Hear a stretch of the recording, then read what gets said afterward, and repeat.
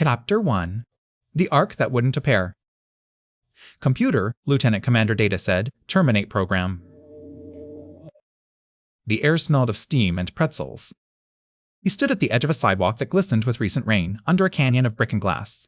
Yellow taxis flowed like blood cells through the grid. A bus exhaled gray breath at the curb and groaned away. Somewhere, a siren dopplered into the distance as if pursued by itself. Data's skin tingled, not with sensation exactly, but with the holodeck's familiar cascade of force fields and light, the controlled illusion that pressed against his synthetic fingertips. He had entered Holodeck 3 on the Enterprise with a simple intent, to practice casual conversation in a late 20th century setting, a suggested exercise from Counselor Troy that he had accepted with his usual earnestness. The program title had been mundane, Manhattan Walk, version 4.2. Now it was loud enough to be a physical presence. Computer, he repeated, end program. The response did not come as the neutral voice of the ship. It came from the mouth of a man hauling trash bags out of a service door. The man had a mustache and a cigarette clenched in a damp corner of his lips. He looked at Data the way one looks at a broken streetlight.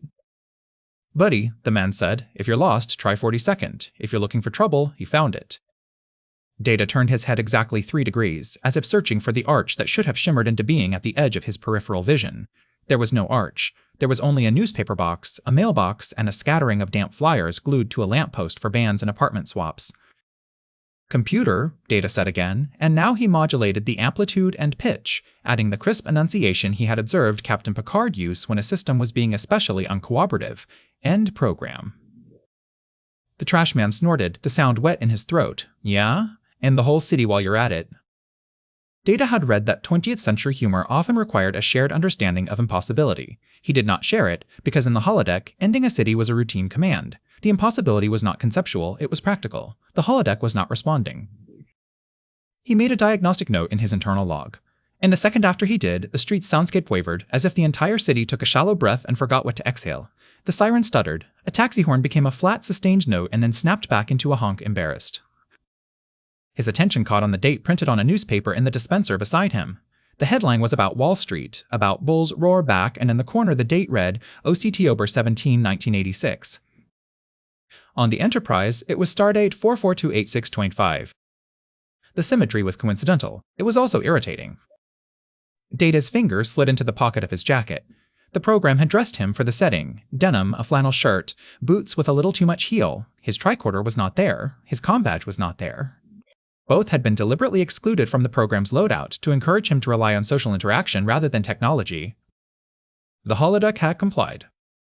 Now he would have preferred less compliance and more functionality. He stepped away from the service door. The trash man's eyes followed him. Data's walking pattern was steady. His gait could have been mistaken for human in dim light, but under noon's brightness he moved with a precision that made pedestrians adjust around him as if sensing a man who would never make a mistake in their path. He headed toward a cross street where the traffic light clicked from walk to don't walk with a mechanical decisiveness he admired. At the corner, a woman in a bright red coat held a paper cup of coffee and looked Data up and down. Her gaze paused on his eyes. Nice contacts, she said. Data's eyes were not contacts. They were part of his face. Thank you, he replied, choosing the simplest applicable response. She took a sip, made a face, and waved at the cup. Tastes like they filtered it through a sock. Data sampled the aroma.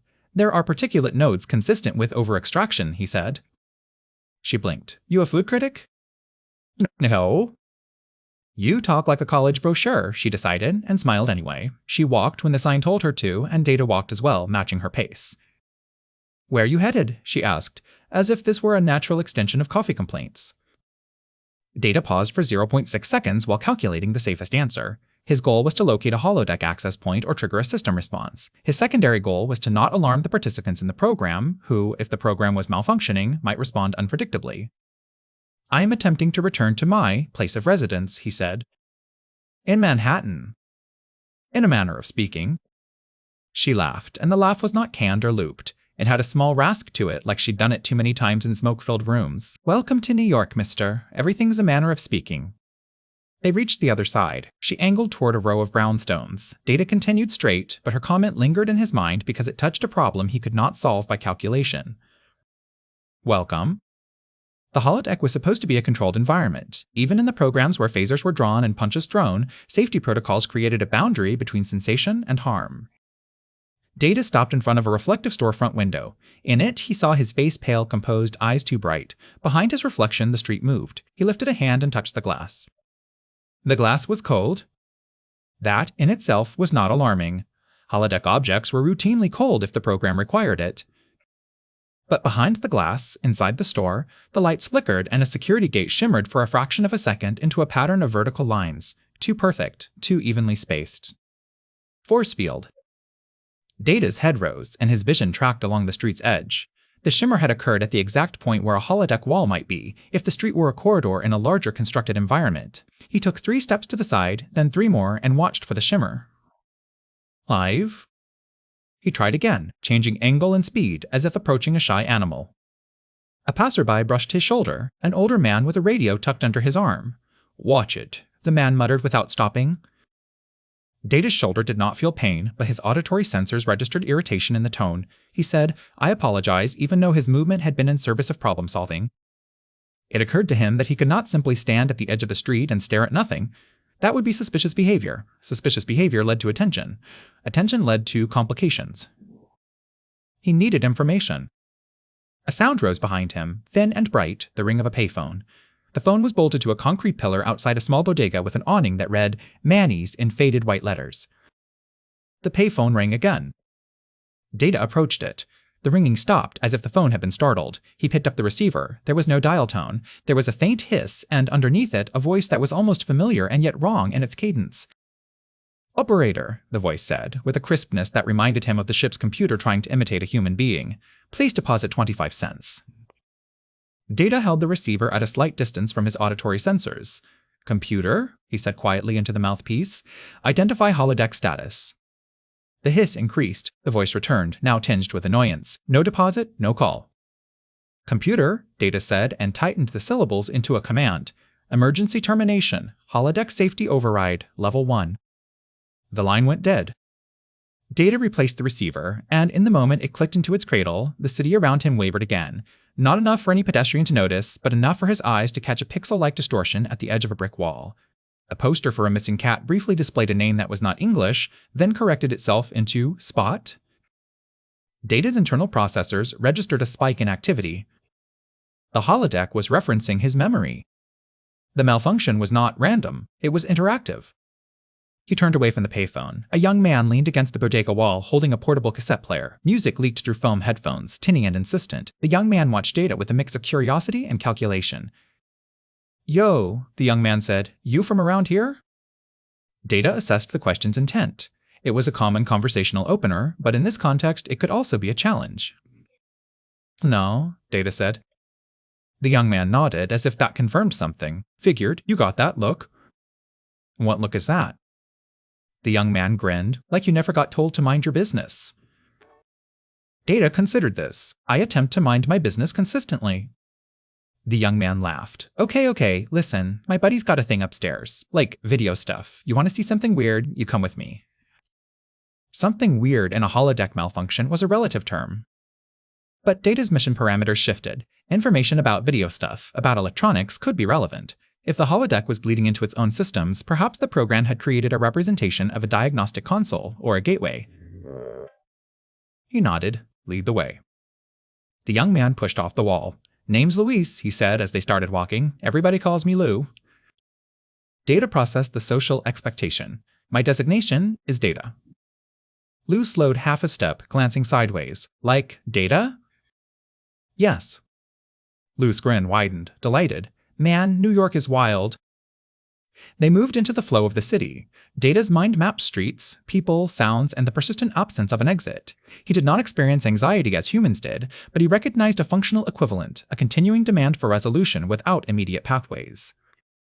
Ahead, a subway entrance yawned like a throat, exhaling hot air and the smell of iron. Lou pointed at it. You want to get uptown fast, that's the way, or you can walk and get hustled by a guy in a leather jacket selling you a Rolex. I do not require a timekeeping device, Data said. Everybody requires a timekeeping device, Lou replied and slapped his cassette player, even if it's just to know when your song ends. Data followed him down the subway steps, into the dim. The world above narrowed to a rectangle of daylight. Behind him, the payphone rang once more, a thin bell lost in a city's noise, like a signal trying desperately to become a voice. Chapter 2. The Subway That Looped. The subway station smelled of damp concrete, urine, and metal warmed by friction.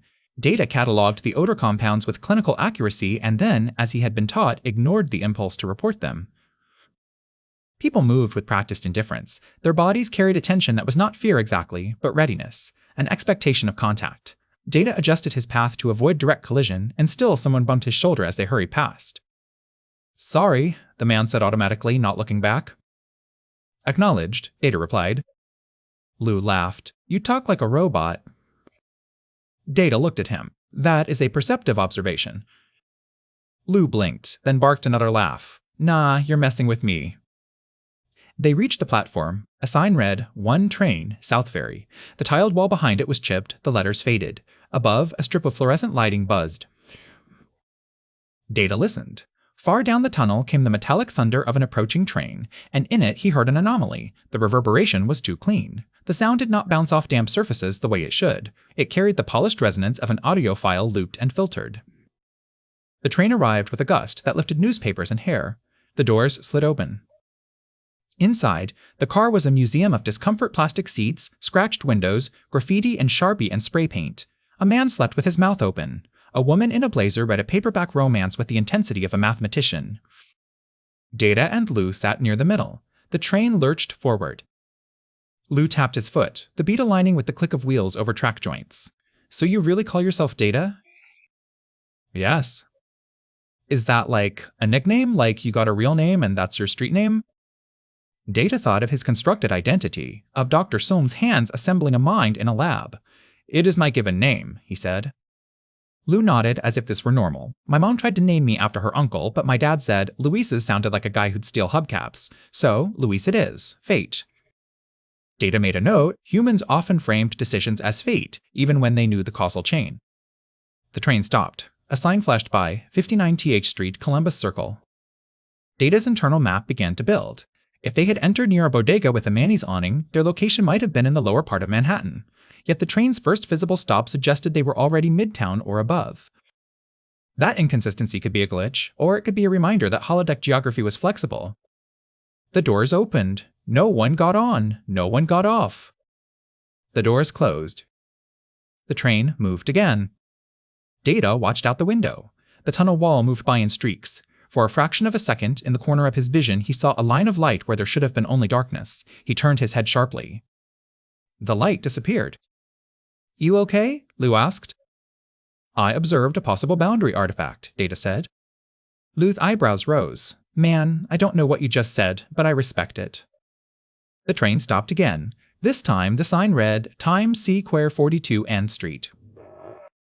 That was plausible, given the previous stop, but the interior clock above the door had not advanced. It still displayed 12,014. Data's processors compared the expected travel time between stations with the displayed time. There was a discrepancy. He stood, steadying himself as the car swayed. "We should disembark." Lou looked surprised. "We're going uptown. My buddy's place is—" "We should disembark," Data repeated. His tone carried no urgency, but his decision was firm.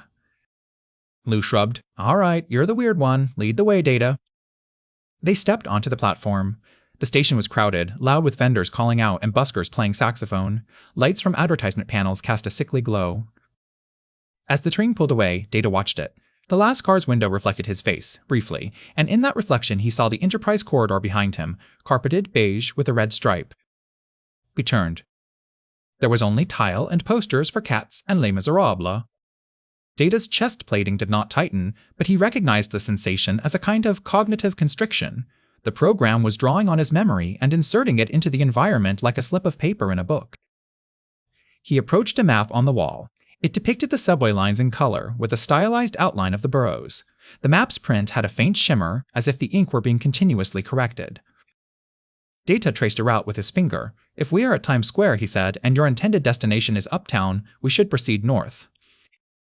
Lou looked at the map, then at Data's finger. "You know how to read that thing?" "It is a map." "Yeah, but people don't. Never mind, come on." They climbed the stairs to street level. Times Square in 1986 was not the polished lightbox of the Enterprise's historical databases. It was gritty, crowded with theaters and peep shows, neon and shadow. Data's optical sensors adjusted to the glare. On a corner, a man in a suit held up a newspaper and shouted something about the Mets. A group of teenagers in bright jackets laughed and shoved each other. A woman with a perm stood in a booth selling tickets. Data paused, scanning for anomalies. The city held, steady as a held breath. Lou tugged his sleeve. You staring again? I am searching for a method of exiting this environment, Data said. Lou blinked. Exiting Manhattan? Exiting the program? Lou's expression shifted. Confusion, then amusement, then something like interest. Okay, he said slowly. You're like performance art. Data did not correct him. Misinterpretation could be useful camouflage. They walked east, then north, threading between pedestrians. Lou spoke continuously, narrating the city as if Data were a tourist. He pointed out the best places for cheap slices, the arcades where you could play Galaga, the corner where a man would sell you authentic, stereo equipment out of a van. Data filed each detail away, not because he needed to eat pizza or play video games, but because these were variables in human life. Understanding them was part of understanding humans. If he was to be trapped here for any length of time, he would need that understanding. They stopped outside a narrow building with a buzz-in panel. Lou pressed a button. A voice crackled through. Who is it? It's Lou, Lou said. I got somebody with me. Somebody who? Lou glanced at Data, then grinned at the speaker. Somebody named Data. There was a pause. That's stupid. Lou shrugged at the panel. That's what he said. The door buzzed open. They climbed a staircase that smelled of fried onions and wet wool. On the third floor, Lou knocked on a door covered in stickers, IBM, APPLE, a skull with lightning bolts. The door opened a crack. A face appeared, young, pale, with thick glasses and a skeptical frown. You brought a cop? The young man asked immediately. Lou rolled his eyes. He ain't a cop, he's Data. The glasses reflected Data's eyes. The young man stared. Data said, I am not a law enforcement officer. The young man opened the door wider. That's exactly what a cop would say, he muttered, but curiosity overcame suspicion. Come in. The apartment inside was a nest of cables. A desk held a bulky computer with a green monochrome monitor. Another table held a soldering iron, spools of wire, and a disassembled radio. Posters on the wall advertised science fiction films and a concert at CBGB. The young man shut the door behind them. I'm Eddie, he said to Lou and then to Data, and if you break anything, I will cry. Lou flopped onto a chair. He's weird, Ed, like polite weird. Eddie didn't look away from Data. Your eyes, he said. They're like, they glow. Data had learned that denying observable truth often damaged trust. They are designed to appear as they do, he said. Eddie's mouth opened, then closed. Designed. Data looked at the computer. May I use your terminal? Eddie's suspicion flared. Why? I require access to information, Data replied. Specifically, I need to determine whether there is a method of communicating with an external control system. Lou whistled. You just said control system like you're in a spaceship. Data met Eddie's gaze, in a manner of speaking. Eddie pushed his glasses up his nose. Okay, he said slowly, as if approaching a feral animal. What do you think you're in right now? Data considered. He could tell Eddie the truth. Eddie would likely assume he was delusional or performing. But Eddie's apartment was filled with evidence of someone who understood systems, who saw patterns in circuits and code. In an environment where the holodeck's rules were malfunctioning, allies who understood patterns could be essential. I am in a simulation, Data said. A constructed environment. It is malfunctioning. Lou laughed. Eddie didn't. Eddie stared at Data for a long moment, then glanced at the room, at the wires in the monitor, as if checking that the world was still where he left it. All right, Eddie said finally. Show me. Data turned to the monitor. The computer screen flickered with a prompt. See. He placed his fingers on the keyboard. For the first time since the malfunction began, he felt the smallest sense of alignment. Systems were systems, no matter the century. Chapter 3. Green Phosphor and Coasts. Eddie's computer responded to Data's touch with a soft clack and a faint electrical hum. The green phosphor display threw a pale light across Data's face, highlighting the seams where human skin would have subtle imperfections. So, Lou said, lounging in the chair like he owned it, you gonna hack the Matrix? The Matrix is a concept that will not be popularized until Data began. Lou sat up. Wait, what? Data paused. That was a speculative estimate. Eddie's eyes narrowed. Okay, he said. No, you don't get to do that. You don't get to casually time travel in conversation and then call it speculative. Data turned slightly to face him. I apologize. I was attempting to avoid alarming you. Too late, Eddie muttered, but there was something eager under his skepticism. He gestured at the screen. What are you doing? Data considered the limitations. He did not have a tricorder nor an interface to the Enterprise's computer, but the holodeck itself required processing and control. It ran on the ship's systems. If the program was malfunctioning, its internal representations might include an echo of those systems, translated into the settings technology. He typed dir. The computer-listed files, many were ordinary autoexec bat configs is, but among them was a file named archway.t. Data's head angled a fraction. This file is unexpected. Eddie leaned in. What file? Where? Data pointed. Eddie's eyes widened slightly. I didn't put that there. Lou leaned forward too. It says archway, like a door? Data typed typib archway, date. The screen filled with characters that were not ASCII. They were blocks, lines, and symbols that made no sense as text but reminded Data of holodeck force field mapping, patterns of coordinate values rendered into a wrong alphabet. His internal processors attempted to parse it anyway. A fragment aligned, holodeck 3 Safety active Newell. Data held still. The file contains diagnostic information. Eddie's mouth opened. That's not possible. In a normal environment, Data said, you are correct. Lou stared at the screen as if it might bite him. So you really are in a simulation? Data nodded.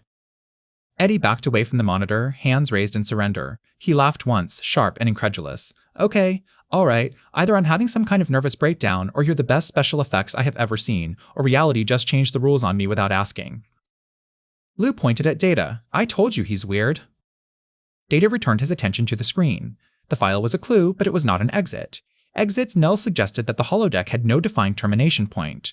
That could happen if the program looped indefinitely, or if the control system that generated the exit arch was inaccessible. Eddie, Data said, do you have a modem? Eddie's eyebrows rose. Yeah, he said cautiously. Why?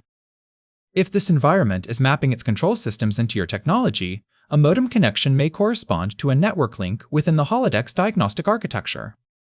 Eddie blinked. You just said a sentence no one has ever said before. Data accepted this as a compliment. Can you connect it? Eddie moved to a tangle of cables and pulled out a beige box with blinking lights. He slapped it with affection. This is my baby, he said. 300 baud. It screams like a dying cat, but it gets the job done. Lou made a face. You call a modem your baby? Eddie shot him a glare. At least my baby doesn't borrow my tapes and never return them. Lou grinned, unrepentant. Eddie plugged the modem into the phone line. He typed a command, and the modem emitted its harsh electronic squeal. Data listened to the sound and heard, beneath the surface tones, a faint harmonic that did not belong, a pattern that resembled the Enterprise's computer handshake protocols. The holodeck was translating.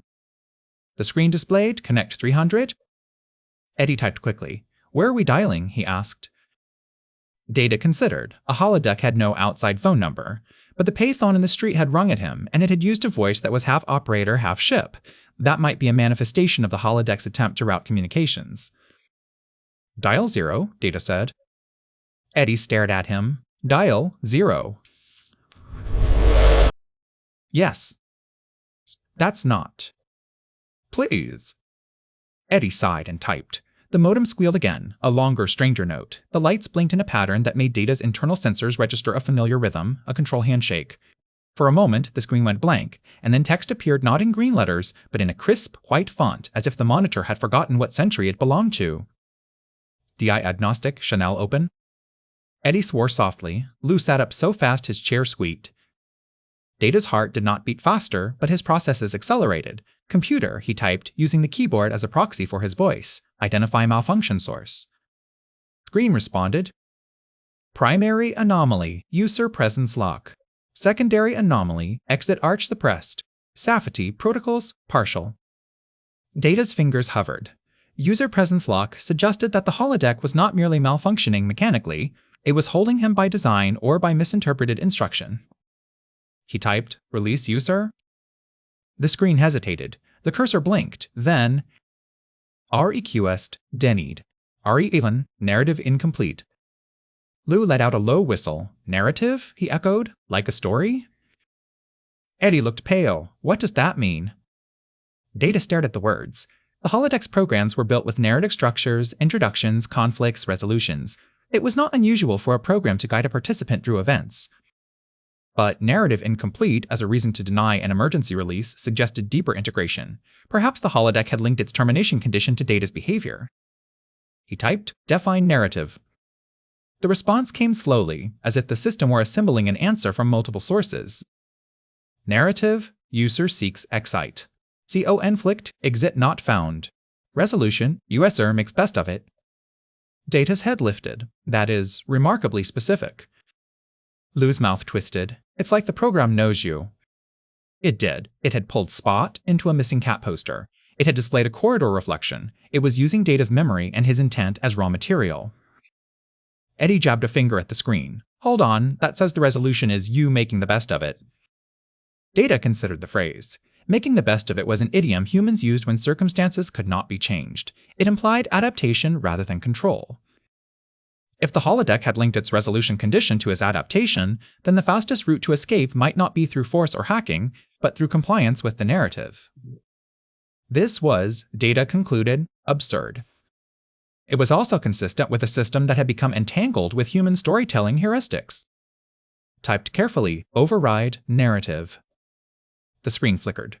The lights dimmed. Somewhere outside, a distant car alarm began to wail and then cut off abruptly as if someone had pressed a mute button. REQ stedenied. REASI, user safety. Data's hand paused. User safety? Eddie said, That's rich. The system that just turned my computer into whatever this is worried about your safety. Lou rubbed his arms. Okay, he said, voice smaller. I'm gonna say it. I don't like this. Data turned away from the monitor and looked at both of them. Lou, Eddie, I have involuntarily introduced you to an anomaly that you did not request. If you wish to disengage, you may. Lou frowned. Disengage how? Data had no answer. They were characters in the program, and yet they were responding in ways that did not feel pre-scripted. Their fear, their sarcasm, their curiosity, all of it had nuance. If they were holograms, they were unusually complex holograms.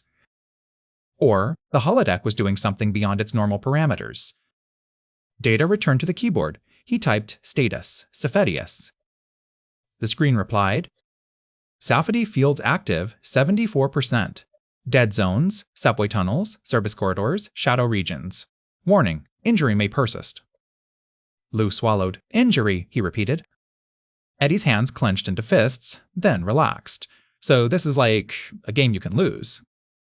Data's voice was steady. I will do everything in my power to prevent harm. He looked back at the monitor. The cursor blinked, patient. Data typed, Hue to complete narrative. The response came, and it was not an instruction but a suggestion, phrased with an almost human softness. Live here. Help someone. Learn something you did not expect. Data's face did not change, but something in him shifted. He had always approached human life as a problem to be solved, a set of behaviors to be mastered. Now the holodeck demanded something else, participation. Outside Eddie's apartment, the city's noise continued. Somewhere below, a payphone rang. Data set his hands in his lap and looked at Lou and Eddie. Very well, he said. We will make the best of it. Chapter 4. The Diner Algorithm. Eddie's kitchen table became Data's operations center. Over the next 2 days, measured by the city's unreliable clocks and the shifting angle of light through Eddie's grimy windows, Data established 3 facts. First, the holodeck did not permit him to leave Manhattan. Attempts to walk over bridges produced subtle detours, a sudden parade, an overturned truck, a police line. Attempts to take a train out of Penn Station resulted in cancellations, track fires, inexplicable delays. The city held him in place like a hand around a wrist. Second, the system's dead zones were real. In subway tunnels, in service corridors behind buildings, in places where light did not reach, the texture of the world changed. The air grew thin. A hard edge appeared in sound. In one underpass, Data had thrown a pebble and watched it flicker into a cascade of pixels midair before clattering to the ground as ordinary stone. Third, the payphones remained the most consistent points of contact. They rang when he was nearby. Sometimes the voice was the operator. Sometimes it was the Enterprise's computer voice, distorted through decades of cultural packaging. Once, it was Geordie LaForge. Only the voice did not respond to Data's words, repeating a single sentence like a looped recording. Data, you there? Data, respond. The phrase haunted Data in the way a melody haunted humans. In the absence of a direct technical escape, Data turned to the holodeck's requirement: live here, help someone, learn something unexpected. He began by finding employment. It was, Eddie said, insane, but also kind of brilliant. You can't just get a job, Lou insisted as they walked down 8th Avenue. You need, papers. Data had acquired papers. The holodeck provided them with suspicious efficiency the first time he asked a city clerk where to obtain identification. A laminated card appeared in his jacket pocket an hour later. It bore his photograph and the name Data Sum, with an address that did not exist on any block they visited.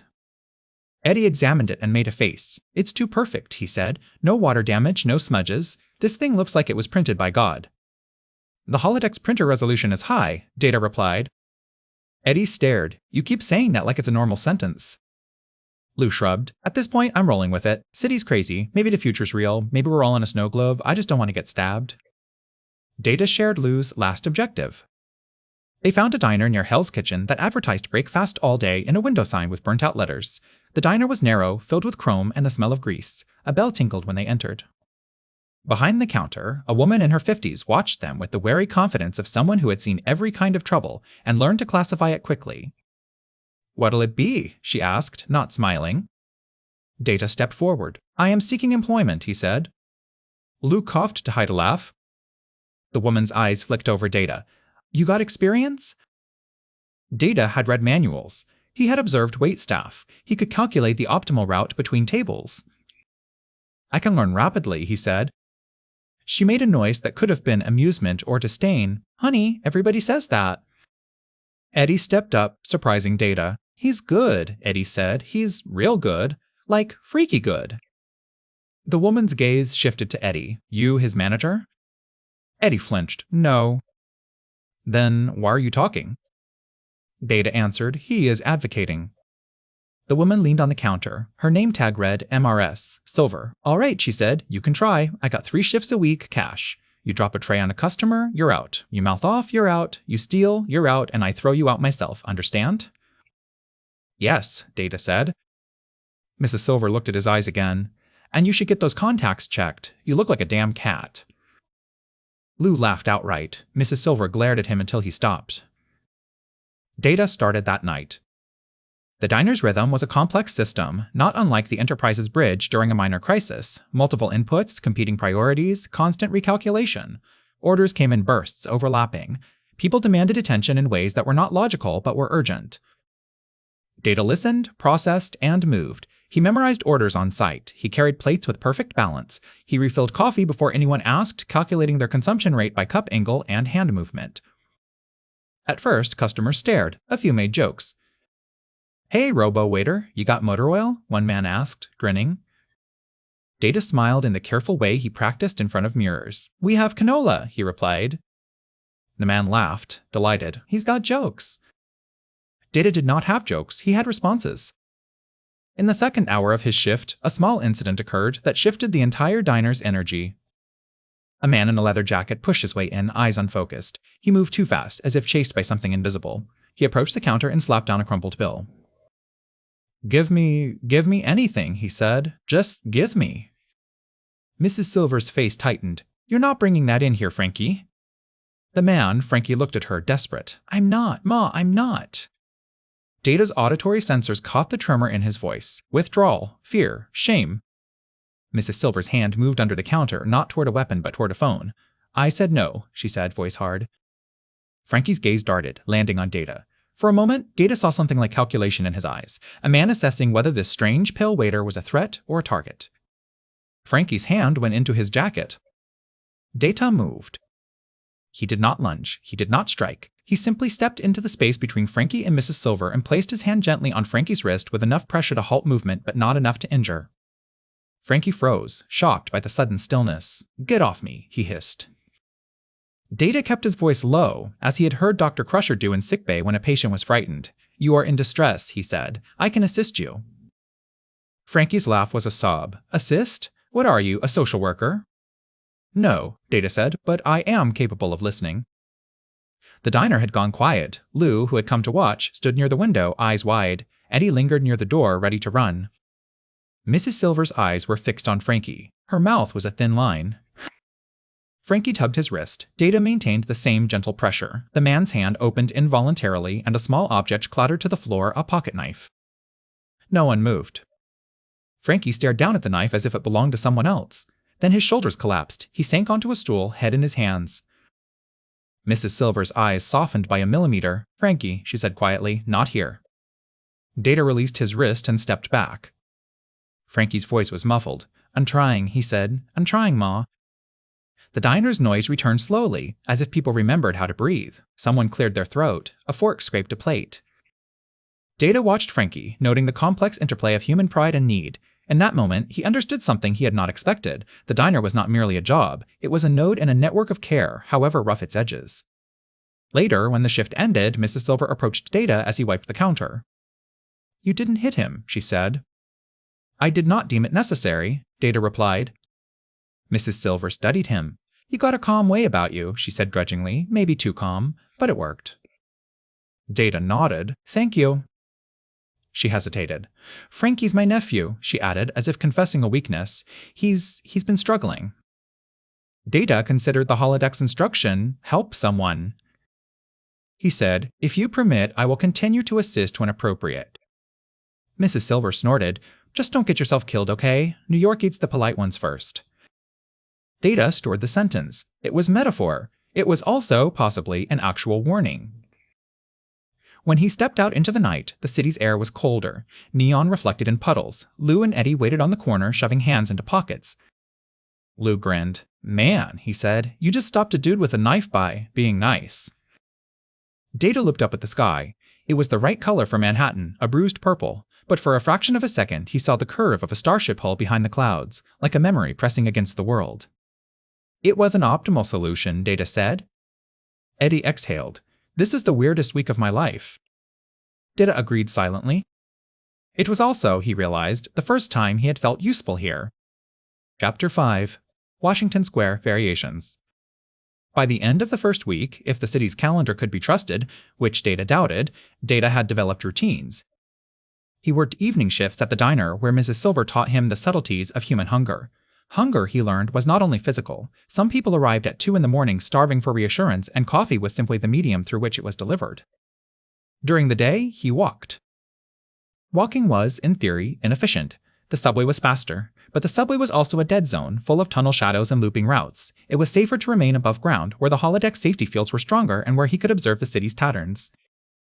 Lou drifted in and out of his days like a variable that refused to settle. Sometimes he appeared at the diner with a new mixtape and a story about nearly getting into a fight. Sometimes he vanished for 2 days and returned with bruised knuckles and a grin that meant he'd survived something foolish. Eddie stayed more constant. He was fascinated by Data's existence and terrified of its implications. He alternated between asking questions, "So you're like, built? Like a car?" and trying to pretend the anomaly was a long-running prank. Data accepted both as coping mechanisms. One afternoon, while crossing through Greenwich Village, Data heard the distinctive sound of chess pieces clacking against wood. He followed it to Washington Square Park. The park was a rectangle of chaotic calm, trees, benches, musicians, students. Under the arch, an arch that, Data noted with irony, was not the kind he needed. Men clustered around folding tables, playing chess with the intensity of generals. Data watched. A man in a fedora glanced up and caught his gaze. "You play?" the man asked. "Yes," Data said. The man's eyebrows rose. "You don't look like you play." Data considered. "What does a chess player look like?" The man laughed. "Fair point. Sit. $5 a game." Data did not require money in the conventional sense, but he had learned that cash was a kind of permission in this era. He had earned some from Mrs. Silver. He sat. The man introduced himself as Mr. Kaplan. His hands moved quickly, setting the pieces. "You lose, you pay, you win, I pay. We got a deal?" "Yes," Data said. Kaplan opened with the Queen's Gambit. Data responded with precision. The game lasted 7 minutes. Kaplan stared at the board, then at Data. "You sure you're not cheating?" Data's head tilted. "How would I cheat?" Kaplan gestured vaguely. "I don't know. Tiny radio in your ear. Psychic powers. New York's full of weird." Data's eyes scanned the nearby crowd. Several people had begun to watch. He had won efficiently, but efficiency was not always socially optimal. He had adjusted. In the next game, he allowed Kaplan to believe he was gaining advantage. He let the man's face brighten. He offered small, ambiguous smiles at the right moments. Then, at the end, he executed a quiet checkmate that was elegant rather than brutal. Kaplan cursed, but his tone held appreciation. He slid a bill across the table. "All right," he said. "You're good. You hungry? There's a cart that does decent hot dogs." Data did not eat, but he understood the invitation's function. "Thank you," he said. "I am learning." Kaplan snorted. "Learning what? You already know everything." Data looked at the board. "Not everything." Kaplan leaned back, studying him. "You got a weird vibe, kid, like you're watching people instead of being one." Data accepted the statement without offense. "That is accurate." Kaplan's eyes narrowed. "You running from something?" Data's internal log flickered with images of the Enterprise corridor reflection, of the payphone voice, of Geordi's looped message. Running was a human term, but yes, in a sense, he was running from stasis. "I am attempting to return home," he said. Kaplan nodded slowly. "Yeah," he said, as if he understood in a way Data doubted. "Aren't we all?" As the afternoon progressed, Data played more games. He won enough to pay back his losses and then stopped, not wanting to attract too much attention. He listened to conversations around the tables. Men argued about politics, about the Yankees, about rent. A woman sat on a bench reading poetry aloud to no one, her voice soft and fierce.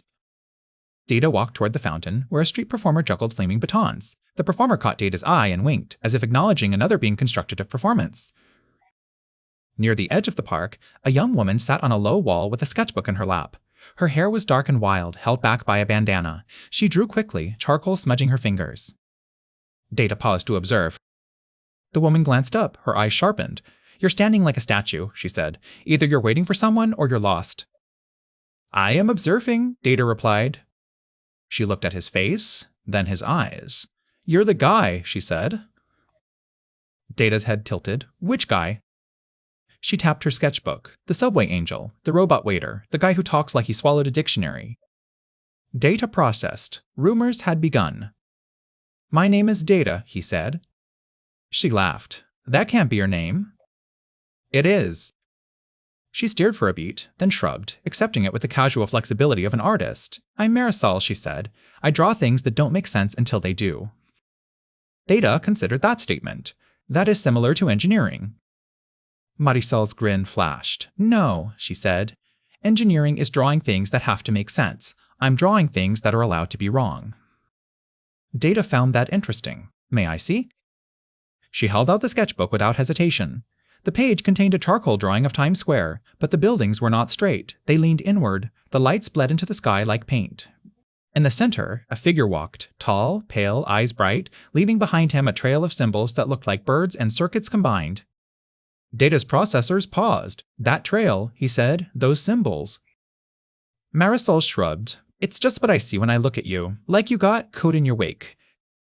Data felt a faint disturbance, as if the holodeck had noticed the observation. Marisol squinted at him. "You're not from here," she said, tone suddenly serious. Data chose honesty. "Correct." "Jersey?" she gasped. Data considered the humor. "No." Marisol's eyes sharpened. "Where then?" Data could not tell her he was from a starship. He could, but the words would likely collapse into absurdity. He said, "I am displaced." Marisol tapped her charcoal against the page, leaving a black dot. "Yeah," she said softly. "Me too." They sat in silence for a moment, watching the park. A group of kids practiced dance moves near the fountain, their boombox blasting. An old man fed pigeons with theatrical disdain. Marisol spoke again. "You want to see something?" she asked. Data looked at her. "Yes." She flipped to another page. It held a drawing of a payphone. Around it, she had sketched lines like ripples, like sound waves. Above the phone, she had written in block letters, "ITRINGs for you." Data's gaze fixed. "How do you know that?" he asked. Marisol shrugged, but her expression was wary. "Because I'd been watching," she said. "The city's got patterns. It's like the streets rearrange a little when you turn a corner, like they want you to be in certain places." Data's internal sensors registered a confirmation of his own observations. Marisol leaned closer. Her voice dropped. "You ever feel like the city's telling a story?" she asked. "Like you're stuck in it?" Data's head tilted. "Yes." Marisol let out a breath. Okay, she said, as if deciding something. Then maybe you're not crazy. Or maybe we both are. Either way, I think I can help. Data considered the holodeck's instruction, learn something unexpected. He had assumed learning would come from technical problem-solving or social practice. He had not expected the city to offer him an artist who saw glitches as patterns and treated them as readable. I would appreciate assistance, he said. Marisol smiled, quick and sharp. Cool, she said. First lesson, stop standing like you're waiting for the universe to give you permission. In New York, you take the space. Data considered this. Then, carefully, he adjusted his posture, not to mimic human slouching, but to occupy his place in the world with a fraction more claim. The air around him seemed to settle, as if the city approved. Chapter 6. Dead Zones. Marisol led them into places Lou called stupid and Eddie called a liability. This is how you get stabbed, Lou complained as they walked under an overpass, the city's roar muted by concrete. Data noted that Lou's complaints did not change his feet's direction. He followed anyway. Marisol moved with confidence. She carried her sketchbook like a shield. You want answers? She asked. You go where the story's thin. The story is thin, Eddie repeated, as if tasting the phrase. That's actually kind of accurate if you think about it. They descended into a stairwell that smelled of mildew and old paint. The light overhead flickered, and each flicker seemed to take too long, like the bulb had to remember how to be on. Data felt it immediately, a drop in safety field integrity. His internal sensors, tuned to the holodeck's force field lattice, detected gaps regions where the illusion's physical enforcement was weaker. This is a dead zone, Data said. Lou shivered. It feels like when the fridge doors open too long.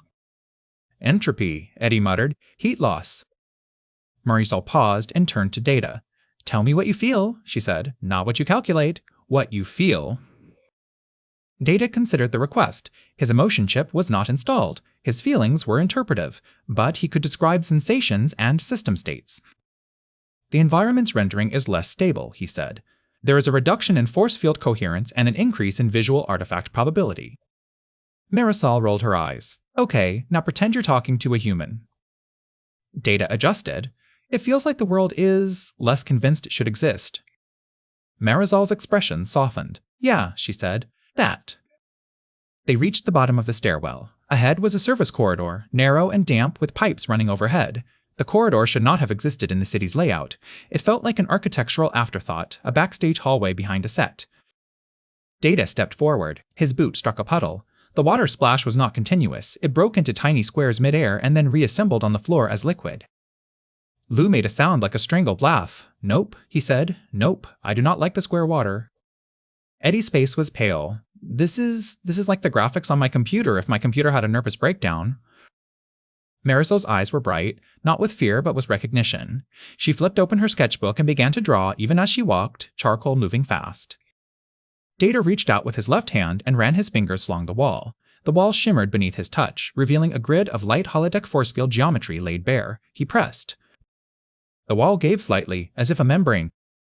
Here, he said. Marisol stopped beside him. That's your door? She asked.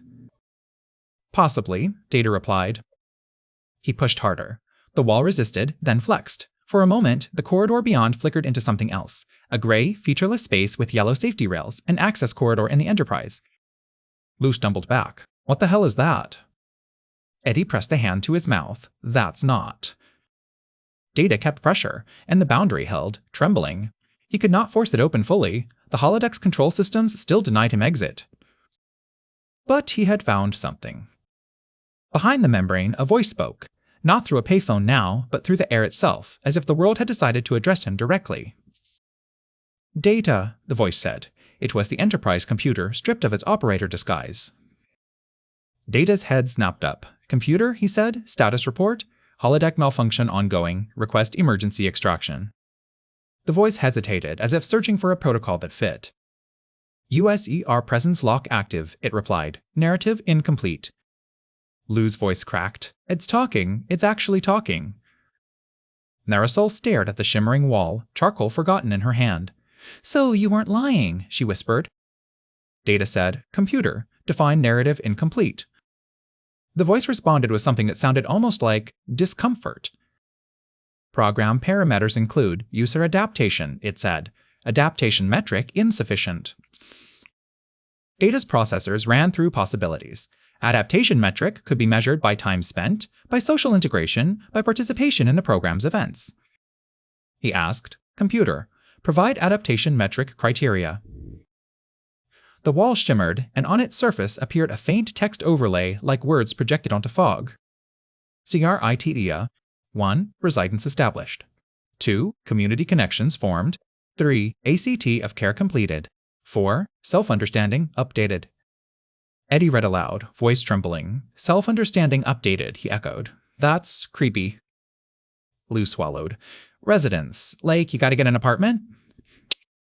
Data considered. He had been sleeping on Eddie's couch, which was not sustainable. Residence established could mean securing a stable physical location within the program. Community connections formed was already occurring. Mrs. Silver, Lou, Eddie, Marisol, Kaplan, and the diner's regulars. Act of care completed suggested a specific event helping someone in a way that the program recognized as significant. Self-understanding updated was more abstract. Data had always pursued self-understanding, but the holodeck was demanding an update as if his identity required a patch. He said, "Computer, if I satisfy these criteria, will you release user presence lock?" The voice paused. Probability of release 82%. Lou huffed. 82%? That's not even a guarantee. That's like airline math. Data turned to his companions. "We have a path," he said. Marisol's expression sharpened. "So you gotta build a life?" she asked. Data nodded. "Yes." Eddie's laugh was thin. "That's the most twisted thing I've ever heard. The universe kidnaps you and then makes you do character development." Lou pointed at the wall. "Can't you just punch it, like super robot strength?"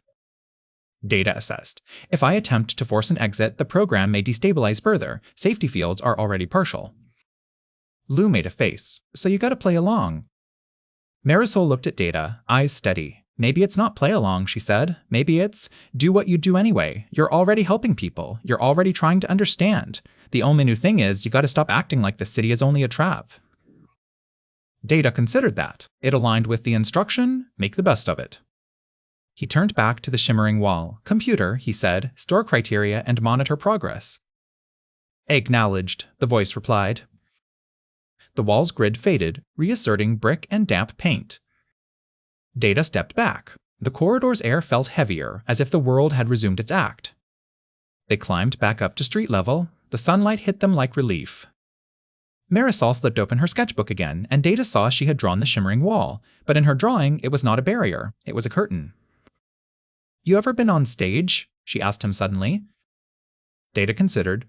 "I have participated in theatrical performances." Marisol nodded as if that made sense. "Then you know," she said, "sometimes the only way off is to finish the scene." Data looked at the city around them. The noise, the motion, the constant insistence of human life. "Finish the scene." "Very well." Chapter 7. The Residence. Establishing a residence in 1986 Manhattan required navigating a system that Data found both irrational and strangely elegant. "You need a landlord," Lou said, as if explaining gravity. "And money," Eddie added. "And luck," Marisol said. Data had money, in the limited sense, cash from the diner, winnings from chess, and a holodeck's occasionally suspicious generosity when the narrative required resources. He could acquire a landlord through methodical search. Luck was not a variable he could control. They found a listing in the back of a newspaper at the diner, room for rent. West 47th, quiet, no PES. Data noted with private amusement that he did not have pets in the program, though a missing cat poster had briefly suggested otherwise. The building was narrow and old. The hallway smelled of cabbage and bleach. The landlord, a woman named Mrs. Klein, opened the door to the apartment with the chain still latched. Her eyes were sharp. "You got references?" she asked immediately. Data held out the ID the holodeck had provided. He also held out a handwritten note Mrs. Silver had reluctantly agreed to write. Short, blunt, and surprisingly affectionate in its brevity, "H.E. works hard. He's quiet. He pays." Mrs. Klein took the note, squinted at it, and then looked at Data's eyes. "Those contacts," she said. "They make you look like a doll." Data said, "I assure you I am functional." Mrs. Klein snorted. "Everybody's functional until the rent's due." She opened the door and let them in. The room was small, a bed, a dresser, a window that looked out on a brick wall. But it was a defined space, a point in the city that could be labeled Data's. The concept mattered more than the square footage. Mrs. Klein walked to the window and shoved it open with effort. Stale air escaped. "You don't smoke," she said, not a question. "Correct," Data replied. "Good, I don't want my walls yellow." Marisol wandered the room, touching the peeling paint as if greeting an old friend. Lou sat on the bed and bounced once, grinning. Eddie hovered near the doorway, anxious about breaking something by existing. Mrs. Klein stared at Data. "You got money?" she asked. Data handed her an envelope of cash. She counted quickly. Her eyebrows rose. "All right," she said. "You're in. Don't bring trouble." Data said, "I will endeavor to minimize trouble." Mrs. Klein paused, then shrugged. "That's all anyone can do." When she left, the room felt oddly quiet, as if the city's noise had been filtered through a thicker wall. Lou spread his arms. "Look at you," he said. "You got a place. You're practically a New Yorker now." Eddie peered out the window at the brick wall. "Your view sucks," he said. Data replied, "It is consistent." Marisol sat on the floor with her sketchbook and drew the room's corner, the angles, the way the window frame warped slightly at the edges, as if the holodeck had less interest in rendering what no one would see. Data stood in the center of the room and felt, in his own way, the shift in criteria. He said aloud, "Computer, update progress on adaptation criteria." The Enterprise computer did not answer directly, but the room's light flickered once, and on the wall above the bed a faint overlay appeared for a fraction of a second. CR Iterion 1, complete. CR Iterion 2, in progress. CR Iterion 3, incomplete. CR Iterion 4, incomplete. Lou didn't see it. Eddie did, and his eyes widened. "It's keeping score," Eddie whispered. Data nodded. "Yes." Lou looked between them. "Keeping score of what?" Marisol glanced up. "Of whether he's becoming real here," she said. Lou frowned. "He's already real." Data considered the statement. Realness was a complicated metric. He was physically present. He interacted. But the holodeck's criteria suggested a deeper definition, belonging. That night, Data returned to the diner for his shift. Mrs. Silver eyed him as he came in. "You look settled," she said suspiciously, as if settlement was a trick. "I have obtained a residence," Data replied. Mrs. Silver's mouth twitched. "Well," she said, "don't get too comfortable. City has a way of reminding you who's boss." Data had learned that reminders often arrived in the form of crises. He did not have to wait long. Near midnight, a man stumbled into the diner, bleeding from a cut on his forehead. His suit was torn, his eyes were wide. "They're chasing me," he panted. Mrs. Silver's hand went to the phone again. "Sit down," she ordered. The man did not sit. He grabbed Data's sleeve as if Data were the only solid thing in the room. "Please," he said. "Please, they're going to—" The bell over the door tinkled. Two men entered. Their jackets were expensive. Their faces were blank. They looked like they belonged in a different story than a diner in Hell's Kitchen, which made them feel more dangerous. Data's sensors registered the dead zone signature before they spoke. A subtle thinning of the air, a dip in safety fields. These men were part of an adversarial scenario. One of them smiled without warmth. "Evening," he said to Mrs. Silver. "We're looking for our friend." Mrs. Silver's voice was sharp. "We don't serve friends like you." The bleeding man whimpered. He tightened his grip on Data's sleeve. Data looked at the two men and saw, beneath their rendered skin, the faint shimmer of force field structure. They were holographic. But the warning in Arcway dot remained, injury may persist. The stakes were real enough. Data stepped forward, placing himself between the men and the bleeding man. "May I assist you?" Data asked politely. The man with the smile looked Data up and down. His gaze paused on Data's eyes. "What are you supposed to be?" he asked, amused. "I am a waiter," Data replied. The man chuckled. "Yeah? Then wait over there." Data did not move. Behind the counter, Mrs. Silver's hands trembled as she dialed the phone. The other man, silent until now, took a step forward. His hand moved under his jacket. Data calculated trajectories. He could disarm the man in 0.4 seconds. He could incapacitate him in 0.8. But violence might destabilize the program. It might also fulfill a narrative in a way that did not align with act of care. Data chose a different tactic. He said, "You are searching for a person who is in distress. I propose that you allow him medical attention. If your intent is retrieval, you may do so after his condition stabilizes." The smiling man blinked, thrown off by the unexpected negotiation. Who the hell are you? He demanded. Data answered with honesty. I am someone who does not wish to see unnecessary harm.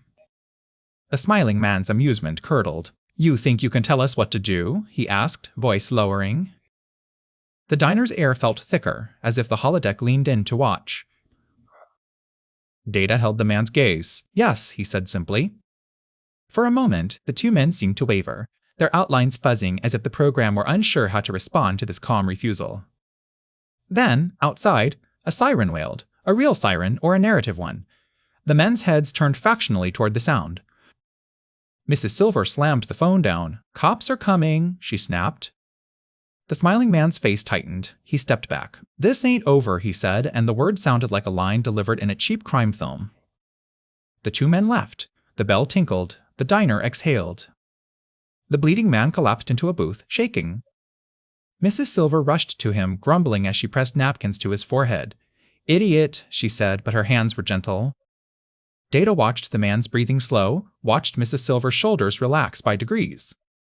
He felt the holodeck shift, faint but present, like a weight settling on a scale.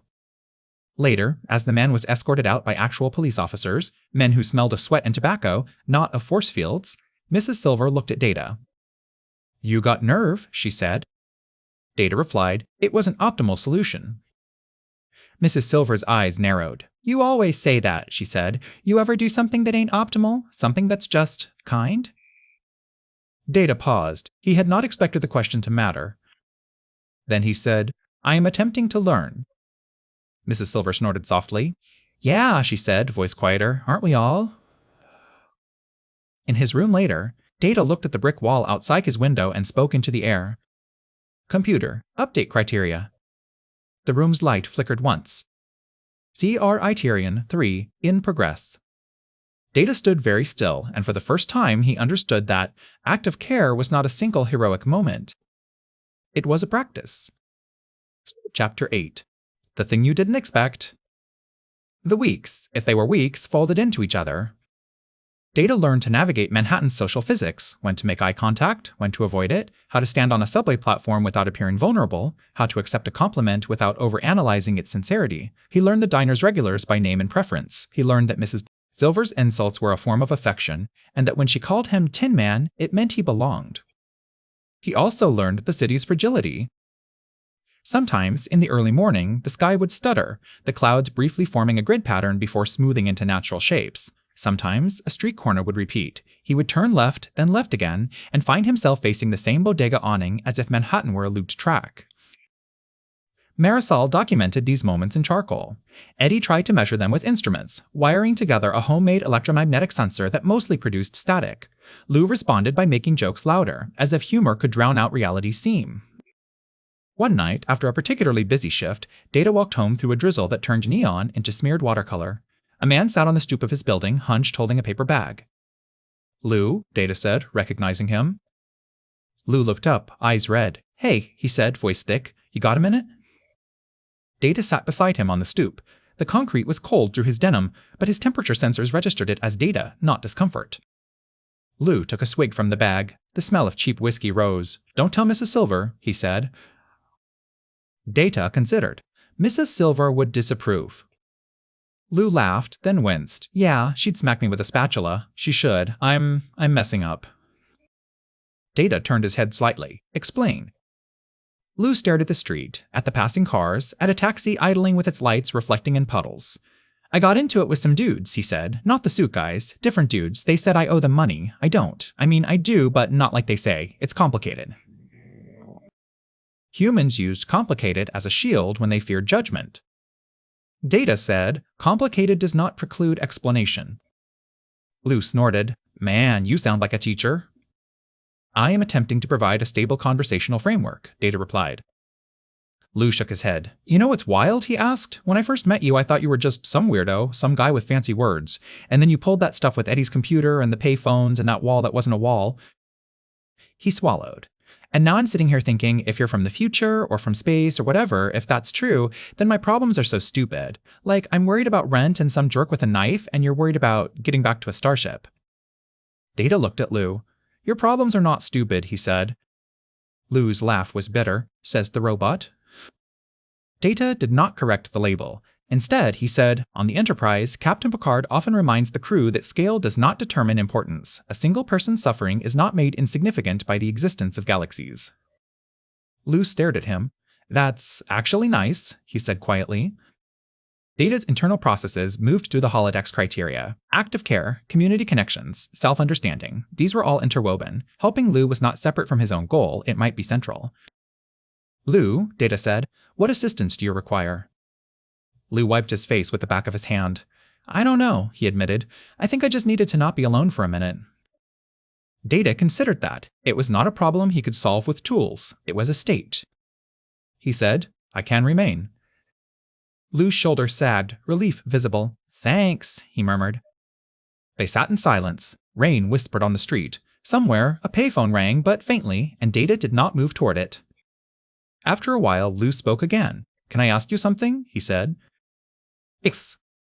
Lou turned his head. Do you ever get tired of trying to be like people? Data's processors paused, not because he lacked an answer, but because the question struck a place in him that was not purely analytical. He thought of the Enterprise, of the crew's laughter in 10 Forward, of the way Geordi's eyes crinkled when he teased Data, of Spot, warm against his chest, of his ongoing, sometimes frustrating pursuit of humanity. I do not experience fatigue as humans do, he said slowly. However, I experience repeated effort. Lou nodded as if that translation was enough. Yeah, he said, repeated effort. Data continued. The effort is not solely for the purpose of becoming human. It is for the purpose of understanding. Understanding is valuable even if it is never complete. Lou stared at the rain. You talk like you got this big mission. Data considered. In a sense, I do. Lou asked, and what if you never finish it? Data looked at him. Then, he said, I will still have lived while attempting it. Lou's mouth opened slightly. He let out a breath that sounded like a laugh and a sob at once. That's kind of beautiful, he said, embarrassed. Data did not know what to do with beautiful. He stored the reaction and the moment. Later, after Lou went upstairs to sleep on Eddie's couch, Eddie had insisted, stubbornly, that Lou not go home drunk. Data entered his own small room and stood in the dark. Computer, he said quietly. Update criterion 4. The room's light did not flicker. Instead, for the first time, a soft tone sounded like a chime on the Enterprise. A voice, faint but clear, spoke from nowhere. Criterion 4 in progress, it said. Data remained still. Define self-understanding update. The voice replied, You, sir, has articulated purpose beyond escape. Data processed this. He had not intended to articulate purpose beyond escape, but he had. In speaking to Lou, he had described his mission not as get out, but as understand. He had always known that, but perhaps he had not owned it in the way humans owned their reasons. He looked at the brick wall outside his window. Somewhere beyond it, in a world that might not exist outside force fields, the city continued. Data whispered, not to the computer but to himself, I am not only trapped, I am also present. The words felt unexpected. And that, he realized, might be the point. Chapter 9. The Rooftop Beacon. If the holodeck required a resolution, Data reasoned, it might respond to a symbol of completion, an action that made sense both within the narrative and within the system's technical logic. Helping people and building community were ongoing, but to trigger a release, he needed a clear inflection point, something the holodeck could interpret as, the scene has ended. Eddie, when presented with this reasoning over diner coffee, frowned. So you need a finale, he said. Yes, Data replied. Lou perked up. We should throw you a party, he suggested immediately, like a going-away party. Marisol smirked. You just want an excuse to dance. Lou grinned. And? Data considered parties. They were rituals of transition, human markers of narrative closure. But he also wanted a technical component, something that could reach the Enterprise's control systems if the holodeck was listening. We will do both, Data decided. Eddie stared at him. You can't just say we will do both like you're ordering a sandwich. Data replied, I have observed that ordering a sandwich is also an act of decision-making. Mrs. Silver, overhearing, slammed a plate down. If you're gonna do something, she snapped, do it right. This ain't a rehearsal. They chose the roof of Dada's building. The roof was flat, edged with a low wall. It overlooked an alley where trash bins clustered like weary animals. Beyond, Manhattan stretched fire escapes, water towers, neon, the constant flicker of television screens and windows. Data carried up salvaged components, old radios, a television antenna, coils from a broken fan, lengths of copper wire. Eddie supervised with the intensity of a priest. Lou carried things haphazardly and nearly fell down the stairs twice. Marisol drew the scene in her sketchbook, capturing Eddie's concentrated frown and Lou's reckless grin. Data constructed a device that, in 1986 terms, was an antenna thing. In his mind, it was an attempt to mimic a subspace carrier wave with the only available tools, electromagnetic resonance, pattern repetition, and the holodeck's own tendency to translate. He built a grid of wire on the roof. He connected it to a radio transmitter. He incorporated a pattern derived from the diagnostic handshake he had heard in Eddie's modem, the faint harmonic that suggested an interface to the ship's systems. "This is insane," Eddie muttered as they tightened the last bolt. Data replied, "Insanity is a clinical term with multiple definitions." Eddie shot him a look. "You know what I mean." Data looked at the city. "I do." As dusk fell, they prepared the party. Mrs. Silver arrived carrying a tray of food sandwiches, fries, a thermos of coffee. She acted as if she had been forced, but her eyes softened when she saw Data's makeshift setup. Kaplan appeared, inexplicably, with a bottle of wine and a chessboard under his arm. "Heard there was a gathering," he said, as if this were a normal social invitation in New York. "Figured I'd bring civilization." Lou whooped, "This is a party now." Marisol brought candles and jars. Eddie brought his modem and his computer's portable power supply, insisting that if the roof beacon did anything, he wanted to see it on a screen. Data stood among them and observed the scene with an internal quietness. Community connections formed. Active care in progress, but real. Self-understanding, shifting. He did not feel emotion, but he recognized what humans called gratitude as a state of valuing. Lou turned on a boombox. Music filled the roof synth and drum machine, a song that was both joyous and slightly sad. "Dance," Lou demanded, grabbing Marisol's hand. Marisol rolled her eyes and danced anyway, her movements loose and sharp. Kaplan sat at a milk crate and set up his chessboard. "One game," he called to Data, "for old times." Data sat. They played as the sky turned purple and the city's lights came on.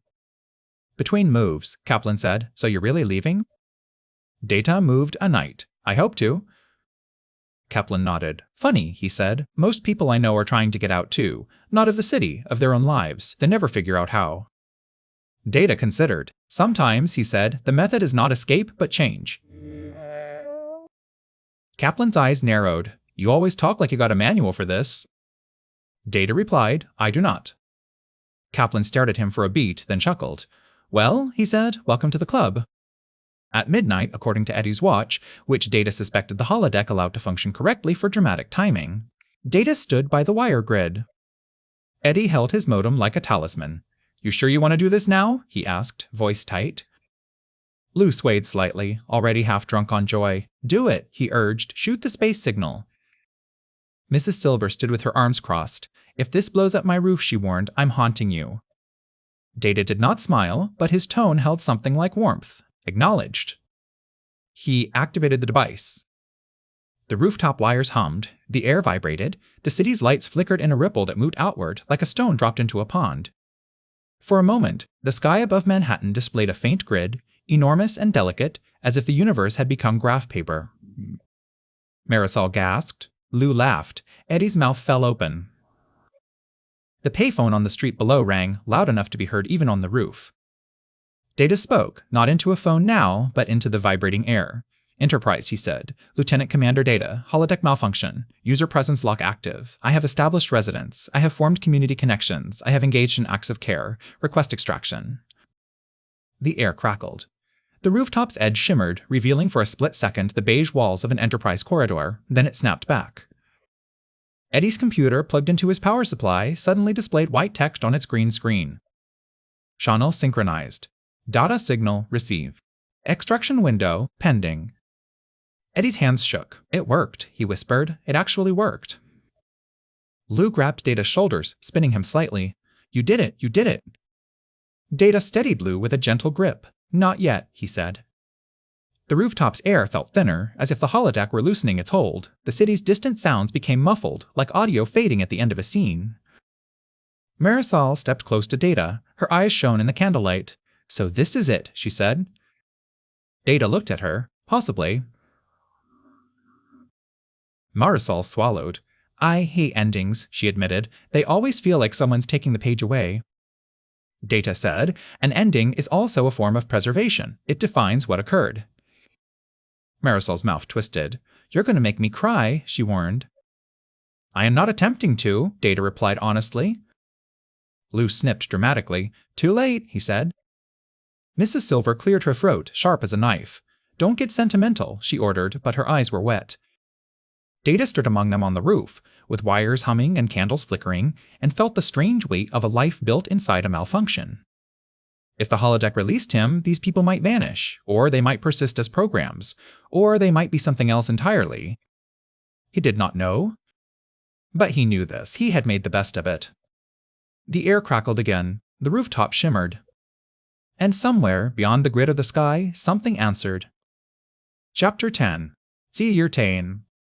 The extraction window did not open as a sudden arch. It began as a subtle change in the city's behavior. Traffic lights synchronized too perfectly. Conversations paused mid-syllable and then resumed half a beat later, as if the holodeck's processing cycles were shifting resources. The drizzle that had been falling stopped at an invisible line, hanging in the air for a fraction of a second before collapsing into ordinary rain again. Data's companions noticed. It's doing that thing, Eddie whispered, staring at the street from the roof's edge, like it's buffering. Lou hugged himself, laughing nervously. I hate buffering. Marisol's charcoal smudged as her hand trembled. She had insisted on drawing the moment, as if capturing it on paper could prevent loss. Mrs. Silver stood like a general, refusing to look afraid. If this is the part where the sky falls, she said, I want it on record that I told you not to do weird science on my roof. Kaplan packed up his chessboard with deliberate care. Whatever happens, he said to Data, you played a good game. Data looked at the board, then at Kaplan. Thank you, he said. You did as well. Kaplan snorted. Liar, but a polite liar. The payphone below rang again, louder now. The sound climbed the building like an alarm clock. Data stepped toward the roof's center, toward the humming wire grid. He spoke into the air. Computer, he said. Status. For the first time, the Enterprise computer responded not as a voice in a payphone or a whisper through a wall, but as a clear tone in the air, as if the holodeck had finally remembered what it was connected to. Adaptation criteria, check, the voice said. On the rooftop wall, text appeared in faint light. CR-Iterion 1, complete. CR-Iterion 2, complete. CR-Iterion 3, C complete. CR-Iterion 4, CR-Iterion. Lou stared at the words. We did it, he whispered. Eddie's laugh broke out, high and disbelieving. You did it, he corrected, but there was pride in his voice. Marisol stepped closer to Data, eyes searching his face. So you go, she said softly. Data looked at her, then at Lou, Eddie, Mrs. Silver, Kaplan. He assessed them with every sensor and every learned nuance. If they were holograms, they were still his community. If they were something else, the truth did not change the reality of his experiences. He said, yes. Lou's mouth twisted. Tell me something, he said quickly, as if trying to outrun the moment. In the future, does New York get better? Data considered the future he knew, environmental restoration, political shifts, new challenges, new wonders. He could not promise better in absolute terms. He said, New York endures, and then, because he had learned to offer comfort, he added, and people continue to make lives within it. Lou nodded, swallowing hard. Yeah, he said, that tracks. Eddie cleared his throat. Do me a favor, he said, voice tight. If you get back to your spaceship, tell somebody that I was right about computers taking over. Data's tone was gentle. Computers do not take over, he said. People choose how to use them. Eddie managed a shaky smile. Sure, he said. Tell them anyway. Mrs. Silver stepped forward and jabbed a finger at Data's chest, not hard. Listen, she said. Wherever you go, you remember. Being polite ain't the same as being kind. You got the second one. Keep it. Data nodded. I will. Kaplan lifted a hand in a small salute. Don't forget to lose sometimes, he said. It makes life interesting. Data replied, I have learned the value of non-optimal outcomes. Kaplan laughed. That's the weirdest wisdom I've ever heard. Marisol's eyes shone. She held out her sketchbook. Take something, she said. Data hesitated. The sketchbook was physical, a record. I cannot take your property, he said. Marisol shook her head. It's not property, she said. It's proof. She flipped to a page and tore it out carefully. The paper made a soft dripping sound. She handed him the page. It was a drawing of Data standing in the middle of a New York street, neon reflected in puddles, the faint grid of the holodeck visible only at the edges. Around him, drawn like a halo, were the symbols Marisol had seen in his wake: birds and circuits, story and code. Data took it. The paper felt real under his fingers. Thank you, he said. Marisol's voice cracked. Don't let them erase us, she whispered. Data looked at her. He thought of the Enterprise, of its ethical debates about holographic life, of the doctor he had heard about from Voyager's logs in later years, though that was future history, inaccessible now. Here, in this moment, he made a decision. Computer, he said firmly, archive program state, preserve character matrices and emergent behavior logs, priority high. The air crackled. REQU, ST, the computer replied, is outside program parameters. Data's eyes narrowed slightly. Override, he said. Authorization, data song, command level access. There was a pause. The rooftop's hum deepened. Somewhere, a distant subway rumble sounded like thunder. Then, softly, acknowledged. Archive initiated. Eddie stared at Data. You can do that? He whispered. Data answered, I can attempt. The city around them began to shimmer more visibly now. The skyline's edges blurred, neon lights stretched into lines. Lou stepped forward and hugged Data suddenly, hard enough that a human might have had the air knocked from their lungs. Data's arms came around him with careful pressure. Don't be a stranger, Lou said into his shoulder, voice muffled. Data replied, I will remember you. Lou pulled back, wiping his eyes aggressively. Yeah, he said, you better. Mrs. Silver surprised everyone by hugging Data as well, brief and fierce. Go, she ordered, as if sending him out the diner door after a shift. Go home. Kaplan nodded once. Marisol touched Data's hand, fingers stained with charcoal. The humming wire grid flared with light. The rooftop dissolved into white.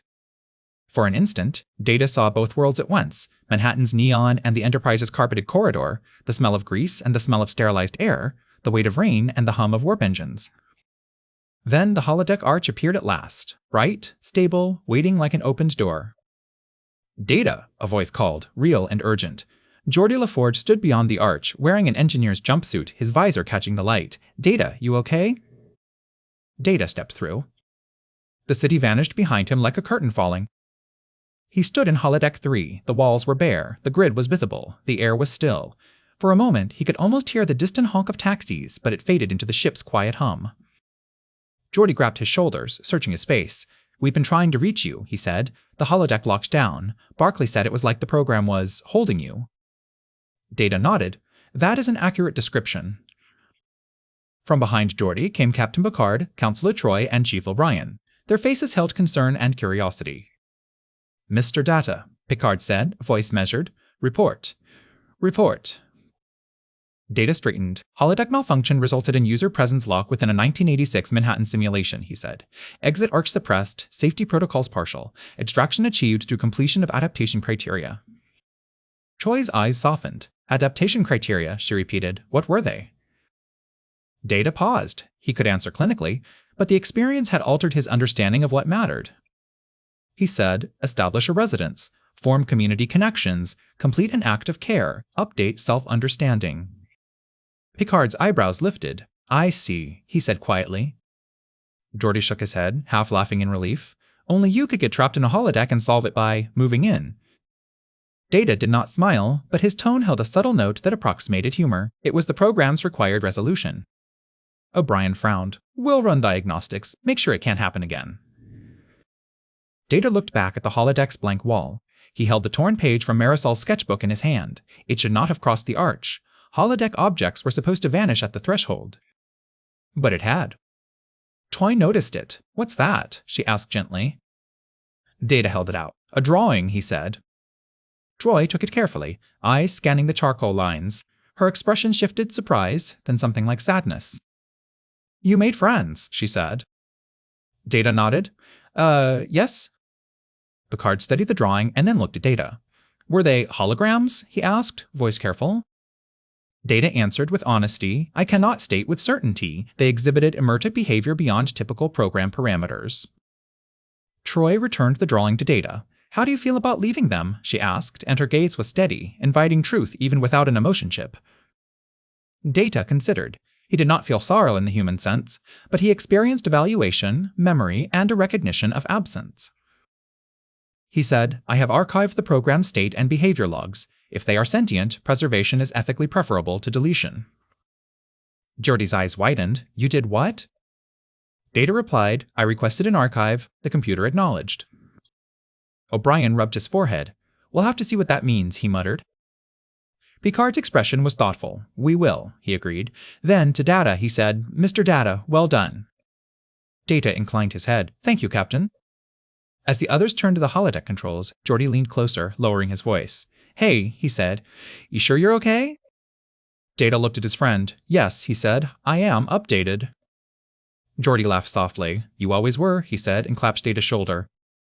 Data stood in the empty holodeck, holding a charcoal drawing of a city that had been both trap and teacher. For a moment, he thought he heard a payphone ring, faint, distant, as if echoing down a corridor that did not exist. He did not turn to answer it. He simply stored the sound in memory, alongside the knowledge he had not expected to learn. Sometimes, making the best of it was not resignation. It was choice.